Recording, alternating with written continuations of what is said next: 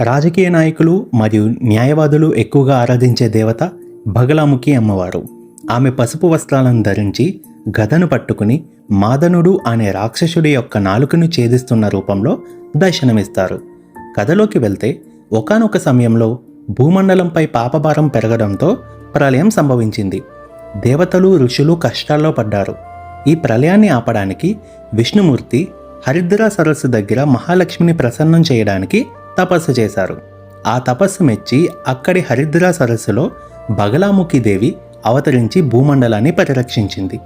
దేవీ పురాణంలో చెప్పబడిన ఆ హరిద్రా సరస్సును పోలిన సరస్సు మధ్యప్రదేశ్ రాష్ట్రంలోని దాటియాలో ఉన్న పీఠాంబర పీఠం వద్ద ఉంది.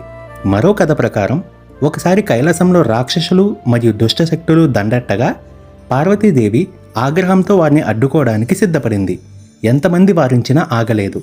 చివరికి బగలాముఖి అవతారంలో శత్రు సంహారం చేసింది. ఆమె శత్రువుల యొక్క నాలుకలను ఖండించి విసిరేస్తుంది. బగలాముఖి సాధన చేయడం వల్ల శత్రు పీడలు తొలగి ప్రమాదాలు నివారించబడతాయి.